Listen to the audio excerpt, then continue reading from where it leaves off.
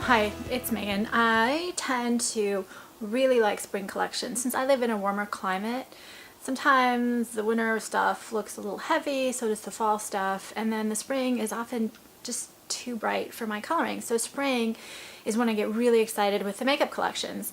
And this year I thought I got more excited than normal, unfortunately, for my credit cards. But one of the things I really like is the Nars Kauai Eyeshadow Duo. This is my messed up one. I just put it on. According to Nars, it's an iridescent smoky orchid and then a gold lame. So I want to show first on my arm. I don't know if this will show very well, but I was trying to do it. I did some swatches outside, but you can see right here, this is the swatch of the orchid color without any kind of primer, not wet. This is with the primer, and then this is wet. This is much bolder in real life. So I'd seen, and I think this is a little bit more shimmery. It's bolder, but it's also a little bit more shimmery than when you just do it over primer. I had seen on a whole bunch of online blogs this like orchid color that was so intense, and it was a little scary for me. I'm really into purples, and I also had read these great reviews about this eyeshadow duo, but I was a little scared at how intense the colors seemed to be. Well, on me, they're only that intense if I put them over an eyeshadow primer, and maybe if I was going out right now, like to a nightclub or something, which I'm not, it's midday, I would want that kind of intense color.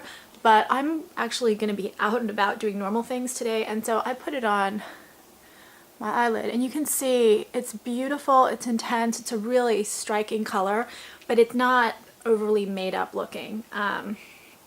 So that was the first kind of thing I wanted to say about it, which is just, yes, you can get that super intense, really glittery orchid color, but you can also mute it out. And this, I could mute this out a lot more if I wanted to. It's a stunning, stunning color. They're both stunning colors. And since this is, according to Pantone, the year of the orchid color, they fit the theme.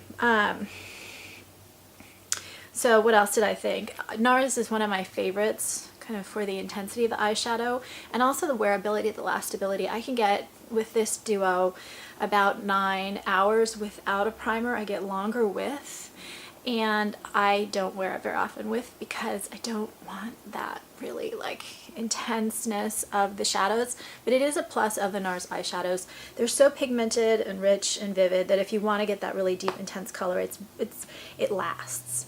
I didn't get any creasing. I got very little fading, and the formula is just absolutely stellar, stunning. The texture was very buttery. It's very smooth, creamy. It's easy to blend.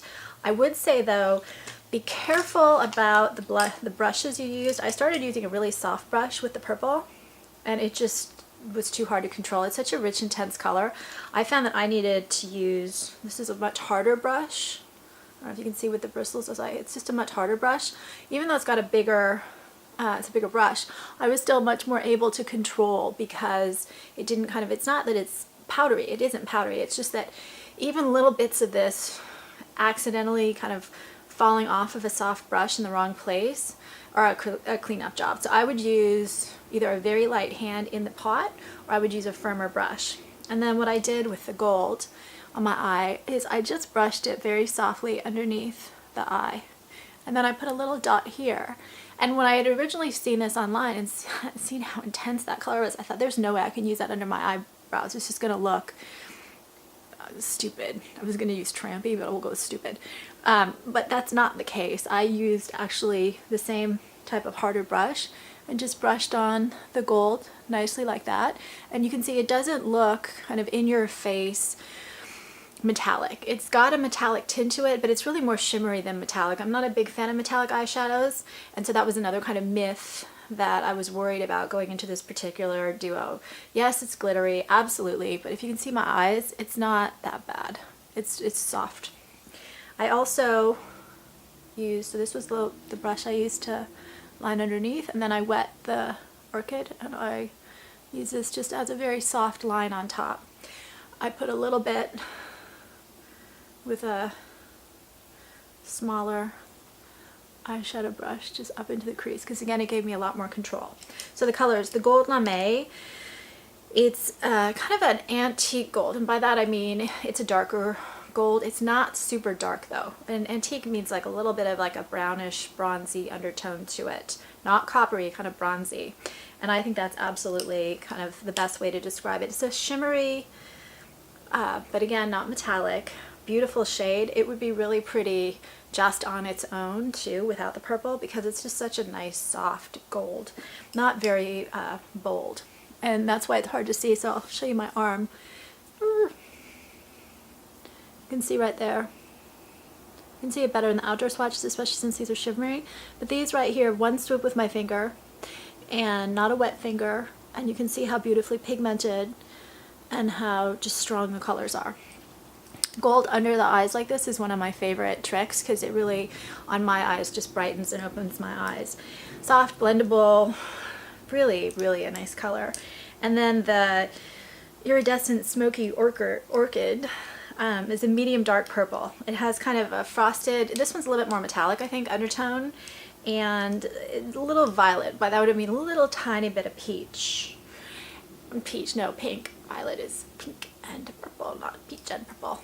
I had been watching this collection online for a little bit before I decided to buy this eyeshadow duo, and the concern I had was I'm like, oh, they've got orange and they've got purple and they've got blue and they've got all these colors together. So the way I made the work look, and I actually do have a couple of the other products on, I have the Nepali multiple on, and then I also have the Anise lip gloss.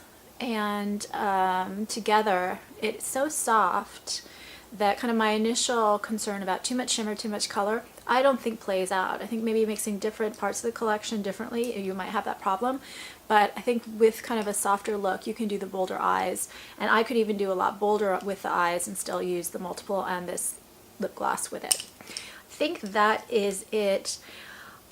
I don't think that the positive reviews on a lot of the blogs online oversell this particular duo of eyeshadows.